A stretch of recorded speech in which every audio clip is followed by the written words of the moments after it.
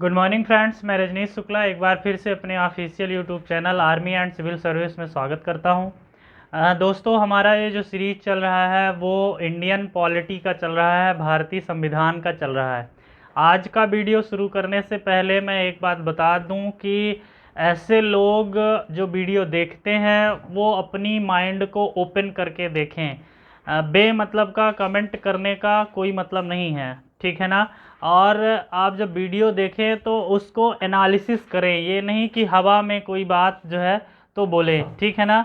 आपको अगर कोई प्रॉब्लम होती है तो आप पर्सनली कॉल करके पूछ सकते हैं, आपको एट वंस आपको हाजिर जवाब मिलेगा। लेकिन ये आपकी मोरल ड्यूटी बनती है कि किसी भी व्यक्ति के बारे में या किसी भी विषय के बारे में अपनी राय देने से पहले इंसान को उस चीज़ के बारे में खुद ब खुद संपूर्ण ज्ञान होना चाहिए, है ना। वैसे अभी हाल के कई सालों में एक चीज़ का विकास सबसे ज़्यादा हुआ है कि लोगों को अपने पड़ोस में हैंडपंप कितने हैं पता हो ना हो, लेकिन कश्मीर पर ज्ञान देते हैं, ठीक है। हमारी बातों का बुरा ना माने, हालांकि बुरा भी मान जाएंगे तो मुझे कौन सा फ़र्क पड़ता है। ओके, शुरू करते हैं आज का वीडियो। तो आज हमारी न्यायपालिका अपन शुरू कर रहे हैं। न्यायपालिका को शुरू करने से पहले मैं बता दूं कि मैंने कार्यपालिका का वीडियो अपलोडेड है। वीडियो को ध्यान से देखें, संविधान में हर एक बात को देखें। अगर आपका ज्ञान उथला है ना तो संविधान आपके समझ में नहीं आएगा, क्योंकि इससे पूरा देश ही नहीं पूरा विश्व चलता है, ठीक है। सबके बस की बात भी नहीं होती है। संविधान ना तो पढ़ना ना तो पढ़ाना सबके बस की बात नहीं है, ठीक है ना। हम 10वीं बेस्ड कोई एग्ज़ाम नहीं दे रहे हैं कि पूछ लें कि मध्य प्रदेश की राजधानी क्या है तो हम टिक कर देंगे। संविधान अपने आप में बहुत व्यापक होता है, ठीक है। इसको पढ़ने पढ़ाने समझने के लिए बहुत ज़्यादा बुद्धि की आवश्यकता होती है, ठीक है। इसलिए कब का बना हुआ है संविधान ना, आज भी इसमें अमेंडमेंट चलते रहते हैं, आज भी कुछ कमियां हैं कुछ अच्छाइयां हैं। ओके, शुरू करते हैं आज का वीडियो। तो आज अपन शुरू कर रहे हैं न्यायपालिका। ये अपने संविधान की सबसे बड़ी न्यायपालिका होती है। मतलब इसका क्या है, सबसे बड़ी का मतलब अब ना समझ लीजिएगा कि सदस्यों की संख्या के आधार। बड़ी का यहाँ पास मतलब ये है कि ये संरक्षक होती है। मतलब देश में जितना कानून है, जितना विधि है, जितनी लॉ है ना, सभी का ये क्या करती है, संरक्षक करती है, इसकी निगरानी करती है, उसमें क्या गलतियां हैं उसको देखती है। तो सबसे बड़ी होती है, कंट्रोल करती है, हमारा शासन व्यवस्था निरंकुश ना हो जाए इसके लिए कंट्रोल करती है, ठीक है। इसके पास असीमित पावर होता है। सब कुछ के बारे में अपन डिटेल में इसकी चर्चा करेंगे। तो देखते हैं जो न्यायपालिका कहते किसे हैं। पहले तो ये चीज़ देखिए, देश की समस्त छोटी या बड़ी न्यायालयों को मिला करके, देश की चाहे वो निचली अदालतें हों, छोटी अदालतें हों, चाहे देश की बड़ी अदालतें हों, सभी को एक साथ मिला करके, देश की सभी अदालतों को मिला करके, सभी अदालतों को मिला करके, अदालतों को मिलाकर न्यायपालिका बनती है, ठीक है। न्यायपालिका के अंतर्गत ये ध्यान रखना है आपको कि केवल हाई कोर्ट सुप्रीम कोर्ट नहीं आती हैं, बल्कि डिस्ट्रिक्ट कोर्ट्स भी आती हैं, फास्ट ट्रैक कोर्ट्स भी आती हैं, जो आपके ब्लॉक्स में होती हैं, आपके तहसील में होती हैं, वो सभी न्यायालय भी इसके अंतर्गत आती हैं। मतलब देश की समस्त छोटी हो चाहे बड़ी हो, उन सभी अदालतों को, सभी न्यायालयों को मिला करके देश की न्यायपालिका बनती है, ठीक है। तो जैसे और सभी न्यायपालिकाओं के अंतर्गत या सभी अदालतों के ऊपर एक शीर्ष अदालत होती है। जैसे आपके तहसील की अदालतें होती हैं, मजिस्ट्रेटी होती है जिसे सिविल कोर्ट कहते हैं, सिविल कोर्ट या व्यवहार न्यायालय कहते हैं। उसके ऊपर एक डिस्ट्रिक्ट कोर्ट होता है, वो जिले की सबसे बड़ी अदालत होती है। सभी डिस्ट्रिक्टों के ऊपर एक अदालत होती है जिसे हाई कोर्ट कहते हैं, जो कि हर एक राज्य में होती है। कई हाई कोर्टों के ऊपर एक शीर्ष होती है जिसे कहते हैं सुप्रीम कोर्ट कहते हैं, ठीक है ना। क्या कहते हैं, सुप्रीम कोर्ट कहते हैं, या इसी को कहते हैं सर्वोच्च न्यायालय, या इसी को कहा जाता है उच्चतम न्यायालय। एक होती है उच्च न्यायालय, एक होती है उच्चतम न्यायालय। तो उच्च न्यायालय माने हाई कोर्ट, और जो सर्वोच्च न्यायालय होती है या उच्चतम न्यायालय होती है उसको कहते हैं सुप्रीम कोर्ट कहते हैं। क्या कहते हैं? सुप्रीम कोर्ट कहते हैं। तो इन सभी देश की अदालतों में शीर्ष पर कौन है? सुप्रीम कोर्ट है। ठीक है, मैंने एससी लिखा है, मतलब सुप्रीम कोर्ट होती है। ठीक है, कहाँ स्थित है? हम सबको पता है कि ये कहाँ स्थित है, दिल्ली में स्थित है, हम सब जानते हैं। ठीक है, भारतीय संविधान के अनुच्छेद 124 में सुप्रीम कोर्ट के बारे में बताया गया है कि देश में क्या होगी? सुप्रीम कोर्ट होगी। ठीक है ना, किस अनुच्छेद में दिया गया है? तो 124 में दिया गया है। ये देश की सर्वोच्च न्यायालय होती है। ध्यान रखिए, इसे अभिलेख न्यायालय भी कहते हैं। ठीक है, इसे अभिलेख न्यायालय भी कहते हैं, अभिलेख न्यायालय भी कहते हैं। ध्यान रखिए, देश की सबसे बड़ी अपीली न्यायालय भी होती है। ठीक है ना, देश की सबसे बड़ी अपीली न्यायालय होती है। सभी को अपन बारी बारी से समझेंगे। संविधान का संरक्षक भी कहा जाता है इसको, याद रखिएगा, संविधान का संरक्षक भी कहा जाता है। ठीक है, संरक्षक भी कहा जाता है इसको। ठीक है, अब समझिए कि अभिलेख का मतलब क्या होता है, अपीली न्यायालय का मतलब क्या होता है। देखो, अभिलेख का मतलब होता है कि सुप्रीम कोर्ट के जो फैसले होते हैं ना, वो स्वयं में नियम होते हैं। ये बात अभी नहीं समझ में आई होगी, मुझे पता है। ठीक है ना, अभी नहीं समझ में आई होगी, ध्यान से सुनिए। जो देश की सुप्रीम कोर्ट होती है ना, सुप्रीम कोर्ट के जो फैसले होते हैं वो खुद ब खुद एक नियम होते हैं, मतलब उसके फैसलों को सुरक्षित रखा जाता है। फिर उन्हीं फैसलों के आधार पर अन्य फैसले भी दिए जाते हैं। जैसे मान लो कोई एक फैसला हुआ, कोई एक केस आया, मान लो, ठीक है ना, केशवानंद भारती बना मान लो पंजाब राज्य या भारत सरकार या कुछ भी हो गया, या कि कोई अन्य केस हो गया, उसमें मान लो सुप्रीम कोर्ट ने कहा कि इस स्थिति में फला व्यक्ति को दोषी नहीं दिया जाएगा। ठीक है ना, तो वो फैसला जो है ना सुरक्षित रखा जाता है। फिर उसी तरह के केस अगर निचली अदालतों में आए तो निचली अदालत का जो मजिस्ट्रेट होता है अथवा जज, दोनों में फ़र्क होता है। वो अभी अपन जो सीआरपीसी नहीं पढ़ रहे हैं कि मैं यहाँ पे बताऊँ कि जज और मजिस्ट्रेट में क्या फ़र्क होता है। जो पढ़ने वाले लोग हैं उनको पता होगा कि मजिस्ट्रेट और जज में क्या फ़र्क होता है। ठीक है, तो जो जज होता है या मजिस्ट्रेट होता है तो फिर उन्हीं फैसलों को हवाला देता है कि इस सन में सुप्रीम कोर्ट ने इस केस में ये कहा था, इसलिए हम भी इस केस पर ये कह रहे हैं। ये अभिलेख का मतलब होता है, मतलब इसके नियमों को, इसके फैसलों को सुरक्षित रखा जाता है, अभिलेख रखा जाता है। अब समझ लेते हैं अपीली का मतलब क्या होता है। अपीली का मतलब ये होता है कि देश के अंदर अगर दीवानी से रिलेटेड या फौजदारी से रिलेटेड, दीवानी फौजदारी दोनों में मतलब अंतर होता है, काफ़ी अंतर होता है। ठीक है ना, ध्यान से समझें। तो इसमें अगर मान लीजिए कोई हाई कोर्ट ने कुछ फैसला दिया तो आप अगर जो संतुष्ट नहीं हैं, लगता है कि हमारे खिलाफ जो है हमें जस्टिस नहीं मिली है, कंप्लीट न्याय हमारे साथ नहीं हुआ है, तो आप क्या कर सकते हैं? सुप्रीम कोर्ट में अपील कर सकते हैं। ठीक है ना, मतलब जितनी हाई कोर्टें हैं ना देश की, सभी हाई कोर्ट का ये क्या होता है? हेड होता है। मतलब अगर हाई कोर्ट से कोई व्यक्ति मुकदमा हार गया या कि उसको न्याय में ऐसा लगता है कि हम संतुष्ट नहीं हैं, तो वो सुप्रीम कोर्ट में याचिका दायर कर सकता है या कि अपना केस ले जाया जा सकता है। ठीक है ना, तो ये अपील का मतलब होता है या अपीली न्यायालय का मतलब होता है। संरक्षक का मतलब क्या होता है? देखो, अगर संविधान में या संविधान के मौलिक कर्तव्यों को लेकर के आपके फंडामेंटल ड्यूटीज़ या फंडामेंटल राइट्स या और भी किसी तरह के रूल्स का वायलेशन होता है तो सुप्रीम कोर्ट क्या करती है? उसको बचाती है, मतलब आपको न्याय देती है, कहती है कि ये बात गलत है। तो कहने का मतलब ये है कि ये अंकुश लगाती है। ठीक है ना, नहीं तो हमारी सरकारें क्या हो जाएंगी? डिक्टेटरशिप में कन्वर्ट हो जाएंगी। तो ये इसका मतलब होता है। अब देखते हैं सुप्रीम कोर्ट का जो जज होता है वो बनने की योग्यता क्या होती है। सुप्रीम कोर्ट का जज अगर बनना चाहता है कोई व्यक्ति, उसके पास क्या योग्यताएं, क्या एलिजिबिलिटी होनी चाहिए?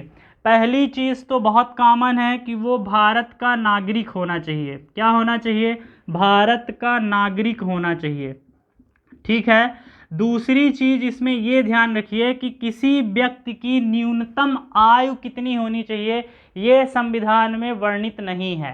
ठीक है। न्यूनतम कितनी होनी चाहिए ये वर्णित नहीं है, ठीक है। लेकिन अधिकतम कितनी होनी चाहिए, अधिकतम जरूर वर्णित है, जो 65 है। 65 एज अगर किसी व्यक्ति ने पूर्ण कर लिया है तो वो मतलब अब सीजेआई नहीं बनेगा, चीफ जस्टिस ऑफ इंडिया नहीं बन पाएगा। इससे पहले अगर 65 एज से पहले भी अगर कोई व्यक्ति असमर्थ है, कानूनी रूप से उसके दिमागी हालत ठीक नहीं है, शारीरिक रूप से ठीक नहीं है, इससे पहले भी इसमें क्या होता है कि इसके मुख्य न्यायाधीश को महाभियोग जैसी प्रक्रिया से भी हटाया जा सकता है। अब यहाँ महाभियोग को भी समझिए, क्यों महाभियोग जैसी प्रक्रियाएं मैंने कहा, महाभियोग नहीं कहा है। महाभियोग जैसी एक प्रक्रिया होती है, उसको संविधान के भाषा में समावेदन बोलते हैं, ठीक है, और सिंपल भाषा में उसको प्रार्थना बोलते हैं। क्या होता है उसकी चर्चा अभी अपन करेंगे। तो अधिकतम आयु क्या होती है, 65 ईयर्स होनी चाहिए। थर्ड, इसकी जो क्वालिटी है ना, वो हाई कोर्ट में या कि अन्य हाई कोर्ट, क्या होता है कुछ व्यक्ति एक या दो से अधिक हाई कोर्ट में होते हैं, तो हाई कोर्ट में कुल मिला करके या सुप्रीम कोर्ट में, दो में से किसी एक में 10 साल एज अ वकालत वो काम किया हो, एज अ वकील वो काम किया हो, अथवा फोर्थ इंपॉर्टेंट चीज ध्यान रखिए, वो किसी हाई कोर्ट में कम से कम 5 वर्ष का जो है ना, 5 साल का एज अ जज, एज अ न्यायाधीश उसके पास अनुभव होना चाहिए। तब जो है तो वो क्या बन सकता है, भारत का सीजेआई बन सकता है, मतलब चीफ जस्टिस ऑफ इंडिया बन सकता है, मुख्य न्यायाधीश बन सकता है। ये इसकी योग्यताएं होती हैं। इसके अलावा जो है ना, वो राष्ट्रपति के नज़रों में कानून का विशेषज्ञ होना चाहिए, विशेष ज्ञानवान होना चाहिए, ठीक है, ये देखना है। तो भारत का नागरिक होना चाहिए, किसी भी हाई कोर्ट में 1 या 2, वो 10 वर्ष तक वकालत किया हो, अथवा वो 5 साल तक जो है तो हाई कोर्ट में एज अ न्यायाधीश काम किया हो, ठीक है। और राष्ट्रपति के नज़रों में वो क्या होना चाहिए, कानून का विशेषज्ञ होना चाहिए, ये इसकी योग्यता होती हैं। अब देखते हैं कि चीफ जस्टिस को जो है पद और गोपनीयता की शपथ कौन दिलाता है, ये देखते हैं। ये बहुत पूछा जाता क्वेश्चन है कि जो सीजेआई होता है, जो चीफ जस्टिस ऑफ इंडिया होता है या मुख्य न्यायाधीश जो होता है ना, उसको शपथ कौन दिलाता है, तो उसको शपथ जो है ना राष्ट्रपति दिलाता है। कौन दिलाता है, राष्ट्रपति दिलाता है, ठीक है, ये याद रखिए, कौन दिलाता है, तो राष्ट्रपति दिलाता है हमारे देश का। और चीफ जस्टिस जो मुख्य न्यायाधीश होता है ना, मुख्य न्यायाधीशों की परामर्श राष्ट्रपति कर भी सकता है, नहीं भी कर सकता, वो इसका विवेकाधिकार होता है। विवेकाधिकार का मतलब ये नहीं होता संविधान में कि आपके मन में आया तो आप ऐसा करेंगे। विवेकाधिकार का मतलब संविधान में होता है जो संविधान के उचित हो, जो संविधान के अनुसार हो। ये नहीं कि विवेकाधिकार का मतलब होता है कि हमारे मन में आया तो हम ऐसा कर लेंगे, ठीक है ना, तो इसको समझिए। तो राष्ट्रपति करता है, लेकिन इसको अगर पद से हटाना है तो कैसे हटाएंगे, ये समझना है। पद से हटाने के लिए मैंने वीडियो के शुरू में बताया ना कि महाभियोग जैसी प्रक्रिया होती है। अब इस प्रक्रिया थोड़ा ये महाभियोग जैसी होती, महाभियोग नहीं होता, इस बात में फ़र्क है। अब समझिए, अगर मान लीजिए लोकसभा के मेंबर्स जो होते हैं ना, अगर वो उसके खिलाफ जो है तो प्रस्ताव पारित करना चाहते हैं सीजेआई के खिलाफ ना, तो कम से कम 100 सदस्य होने चाहिए, ठीक है। लोकसभा के केस में कितने मेंबर्स होने चाहिए, 100, और राज्यसभा के केस में कितने होने चाहिए, 50 होने चाहिए, ठीक है। उस प्रतिवेदन में कम से कम इतने सदस्यों का हस्ताक्षर होना चाहिए। फिर हस्ताक्षर के बाद ये जो पत्र होता है ना, हस्ताक्षर इस पत्र में किए, इस पत्र को भेजा जाता है सभापति के पास। संविधान में लिखा है सभापति। अब यहाँ सभापति का मतलब क्या है, लोकसभा के अध्यक्ष अथवा उपाध्यक्ष से मतलब है। सभापति के पास ये भेजा जाता है। अब सभापति क्या करता है कि इसको स्वीकार भी कर सकता है और नहीं भी स्वीकार कर सकता, उसके पास ये पावर होती है। अगर मान लीजिए वो स्वीकार कर लेता है तो विशेष बहुमत से वो पारित होना चाहिए, वो संकल्प पत्र ना, विशेष बहुमत का आशय क्या होता है, मतलब 2/3 मेजोरिटी होनी चाहिए, 2/3 मेजोरिटी होनी चाहिए, इसे कहते हैं विशेष बहुमत। विशेष बहुमत से ना वो पत्र पारित होना चाहिए। तो अगर वो पत्र पारित हो गया विशेष बहुमत से तो फिर राष्ट्रपति के पास जाता है। फिर राष्ट्रपति उसमें हस्ताक्षर कर दे या कह दे तो फिर वो संबंधित सीजेआई जो है ना उसको त्याग पत्र देना पड़ेगा। तो महाभियोग जैसी प्रक्रिया है, लेकिन इस प्रक्रिया को क्या कहते हैं? प्रार्थना कहते हैं। ठीक है, जो सभापति राष्ट्रपति के पास भेजता है ना उसको प्रार्थना पत्र भी कहते हैं या समावेदन भी कहते हैं, ध्यान रखिएगा। अब इसमें ध्यान रखिएगा कि इसमें कभी कभी पूछ लिया जाता है कि ऐसे कौन से सीजेआई थे जिनके खिलाफ ये पारित हुआ था। तो ये पारित हुआ था रामास्वामी के खिलाफ। ठीक है, लेकिन लोकसभा ने उसको या कि सभापति ने उसको स्वीकार नहीं किया था। ठीक है, रामास्वामी के खिलाफ जो है ना तो ये पारित हुआ था, लेकिन लोकसभा ने उसको एक्सेप्ट नहीं किया था। ठीक है, ये ध्यान रखिएगा। अब देखिए कि जो भारत में सुप्रीम कोर्ट के जो जज होते हैं ना उनकी स्थिति क्या है। जब संविधान बना उस समय मुख्य न्यायाधीश सहित, ध्यान से सुनिएगा, उसमें सीजेआई भी सम्मिलित था, वो 8 सदस्य थी। फिर वर्कलोड और बढ़ता गया, जैसे जैसे पॉपुलेशन बढ़ती गई, जैसे जैसे राज्यों का निर्माण होता गया, वैसे वैसे वर्कलोड भी बढ़ता चला गया। तो फिर इनकी संख्या कितनी की गई? इनकी संख्या 11 की गई, फिर 14 की गई, समय समय पर 18 की गई, 30 की गई, 33 की गई। ठीक है, तो वर्तमान में क्या है? 33+1 का फार्मूला लागू होता है। क्या? 33+1 का। वर्तमान में न्यायाधीशों की संख्या पूछी जाए आपसे तो 33+1 कहें, मतलब एक सीजेआई होगा और 33 जो है वो वरिष्ठतम होंगे। पुरानी बुकों के आधार पर कमेंट ना कर दीजिएगा कि 30+1 का फार्मूला होगा। ये 2019 से ये बदला है। एक न्यायाधीशों की संख्या में से संबंधित संशोधन लाया गया था 2019 में। तो अब कितनी हो गई है? 33+1 हो गई है। 33+1 का मतलब मैंने बता दिया कि एक सीजेआई होगा, ये मुख्य न्यायाधीश होगा और बाकी उसके सहयोगी होंगे या कि अन्य न्यायाधीश होंगे। ठीक है, तो ये ध्यान रखिएगा। ये वर्तमान में न्यायाधीशों की संख्या है अपने सुप्रीम कोर्ट में। अब सुप्रीम कोर्ट के कुछ अधिकार होते हैं, अधिकार से अक्सर क्वेश्चन पूछे जाते हैं। तो अधिकार को देख लेते हैं कि सुप्रीम कोर्ट के अधिकार क्या होते हैं। अगर आप वेतन जानना चाहते हैं ना तो वर्तमान में जो वेतन है 2.8 है सीजेआई के, माने 2,80,000 के आसपास जो है तो मुख्य न्यायाधीश की वेतन है। और अन्य न्यायाधीश जो ये है ना उनकी लगभग जो होती है 2.5 माने 2,50,000 माने 2.5 लाख के आसपास होती है। इनका जो वेतन दिया जाता है ना संचित निधि से दिया जाता है। आगे अपन चर्चा करेंगे कि संचित निधि क्या होती है। तो इनको जो वेतन दिया जाता है वो संचित निधि से दिया जाता है। इसके अलावा इनको आवास फ्री में मिलता है, इसके अलावा इनको कार फ्री में मिलती है, इसके अलावा इनका जो फ़ोन का वो होता है ना वो फ़ोन का खर्च भी मिलता है। ठीक है, ये इतनी सुविधाएं जो है और मेडिकल की सुविधा भी मिलती है। ठीक है, ध्यान रखिएगा। सबसे लंबे समय तक न्यायाधीश जो थे वो कौन थे? तो याद रखिए चंद्रचूड़ थे। बहुत अच्छे न्यायाधीश इनको माना जाता है। तो याद रखिएगा सबसे लंबे न्यायाधीश कौन थे? लंबे मतलब हाइट वाइज लंबे नहीं, ठीक है, कार्यकाल वाइज जो जिनकी वो है। तो ये कौन थे? चंद्रचूड़ थे। ठीक है, ये ध्यान रखिएगा। इसमें एक टिपिकल क्वेश्चन और पूछा जाता है कि जब पीआईएल दायर की जाने लगी, पीआईएल मतलब होता है पब्लिक लिटिगेशन, माने जनहित याचिका।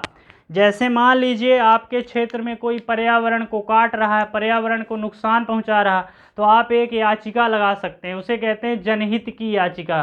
कभी कभी कोर्ट स्वयं भी संज्ञान ले लेता है, माने को बिना किसी के आवेदन के भी कोर्ट संज्ञान ले लेता है। ठीक है ना, तो इसे कहते हैं अदालत के स्वतः संज्ञानुसार। जैसे अभी ऑक्सीजन की किल्लत थी ना तो सुप्रीम कोर्ट ने स्वतः संज्ञान लिया और एक टास्क फोर्स बनाया। ठीक है, तो ये कहते हैं उसे स्वतः कहा जाता है। तो जब पब्लिक लिटिगेशन या जनहित याचिका या कि शार्ट में पीआईएल दायर की गई तब उस समय जो न्यायाधीश थे तो कौन थे? भगवती थे। याद रखिएगा, ये भी पूछा गया क्वेश्चन है। कौन थे? भगवती जो थे ना वो न्यायाधीश थे। तब से जो है तो पीआईएल दायर शुरू होने लगी, माने जनहित याचिका सामान्य याचिका से अलग होती है पीआईएल। ठीक है, ओके। तो अब आते हैं न्यायपालिका के विशेषाधिकार या इसके कार्य क्षेत्र देख लेते हैं। जो न्यायपालिका होती है ना, इसको कई तरह के अधिकार प्राप्त होते हैं। उन सभी अधिकार या उनके कई तरह के कार्य होते हैं, उनको जो है तो अपन देखते हैं। पहला तो इसका जो होता है प्रारंभिक विशेषाधिकार होता है। ठीक है, पहला जो होता है वो होता है प्रारंभिक विशेषाधिकार। संविधान में हर एक चीज़ को समझना है। प्रारंभिक जो विशेषाधिकार होता है वो क्या होता है? प्रारंभिक विशेषाधिकार का मतलब क्या है? संविधान में अगर आपको शब्द नहीं समझ में आ रहे हैं ना, तो फिर मान लीजिए कि आप टाइम अपना वेस्ट कर रहे हैं। ठीक है, ये आपको बात बुरी लग सकती है, लेकिन ये सही बात है। देखो, प्रारंभिक विशेषाधिकार का मतलब ये होता है जिसमें सुप्रीम कोर्ट सीधे सुनवाई करता है, उनको क्या कहते हैं? प्रारंभिक विशेषाधिकार कहते हैं। अब प्रारंभिक विशेषाधिकार भी दो तरह के होते हैं, एक होता है अत्यांतिक और एक होता है संवर्ती। तो अत्यांतिक का मतलब होता है जिसकी सुनवाई केवल सुप्रीम कोर्ट करता है, और संवर्ती का मतलब होता है सुप्रीम कोर्ट भी कर लेगा और हाई कोर्ट भी कर लेगा। ठीक है, ये होता है संवर्ती का मतलब। अब इसके अंतर्गत कौन कौन से केस आते हैं? जैसे राज्य और केंद्र सरकार के बीच विवाद हो, तो ये किस विशेषाधिकार के अंतर्गत आएगा? अत्यांतिक। दो राज्यों के बीच में विवाद हो, अथवा राष्ट्रपति या उपराष्ट्रपति के चुनाव संबंधी कोई गड़बड़ियां हैं, तो इन सब चीज़ क्या कहलाए? ये जितने भी ये केस मैंने अभी बताए ना, तो ये अत्यांतिक विशेषाधिकार के अंतर्गत आएंगे। समवर्ती के अंतर्गत क्या होता है कि सुप्रीम कोर्ट के को ये अधिकार भी होता है कि कुछ केस जो है ना हाई कोर्ट को रेफर कर देते हैं। ये भी अधिकार होता है कि कुछ केस को हाई कोर्ट से वो मंगा भी लेता है। और जो बड़ी अदालत होती है ना, वो निचली अदालतों को आदेश भी दे सकती हैं। आई बात समझ में? अगर मान लीजिए आपका कोई मुकदमा आपके डिस्ट्रिक्ट कोर्ट में पेंडिंग में है, तो अगर आप हाई कोर्ट जाते हैं, हाई कोर्ट से अगर आप जीत जाते हैं ना, तो हाई कोर्ट आपके निचली अदालत को आदेश भी जारी कर सकता है कि आप इस केस को जो है इतने दिन में समाप्त करिए। ठीक है ना? तो ये ध्यान रखिएगा, निचली अदालतों को आदेश देने का अधिकार होता है। तो ये इसका समवर्ती अधिकार कहलाता है। ठीक है, अब देख लेते हैं इसका अपीली अधिकार। जो मैंने बताया था अपीली अधिकार क्या होता है। अपीली अधिकार मैंने शुरू में बता ही दिया कि अगर मान लीजिए निचली अदालतें आपके खिलाफ कोई केस की हैं या कि आपको कोई फैसला दी हैं, उस फैसले से आप संतुष्ट नहीं हैं, तो मान लीजिए डिस्ट्रिक्ट कोर्ट में हुआ तो आप हाई कोर्ट जाएंगे।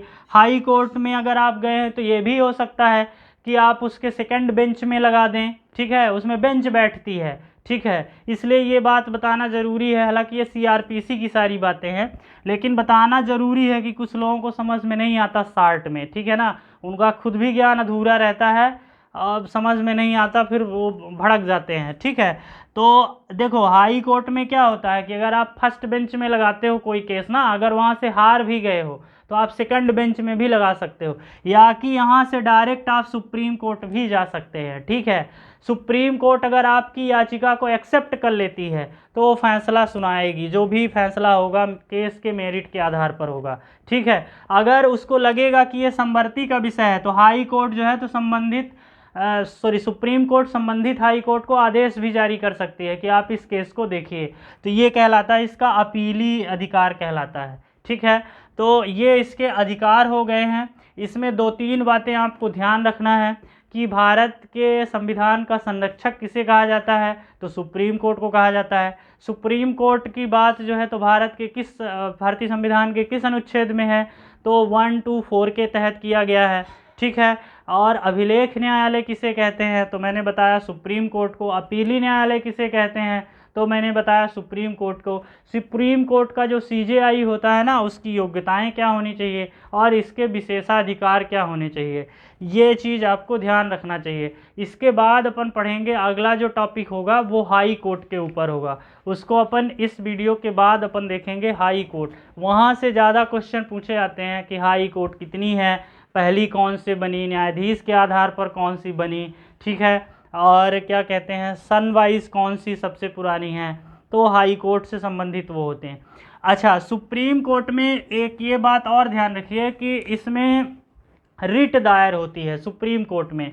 अच्छा, रिट जो है तो अब यहाँ पे भी क्लियर करना ज़रूरी है कि रिट जो है वो सुप्रीम कोर्ट पर भी जारी होती है अनुच्छेद 32 के तहत, और हाई कोर्ट में भी जारी होती है। 5 तरह की रिट होती हैं, ठीक है। उनको अपन बाद में अलग से वीडियो में देखेंगे। तो 5 तरह की वो रिट होती हैं। तो ध्यान रखिए, जब आपके जो फंडामेंटल ड्यूटी राइट्स जो होने हैं ना, उनका अगर वायलेशन होता है तो सुप्रीम कोर्ट में दायर होती है रिट।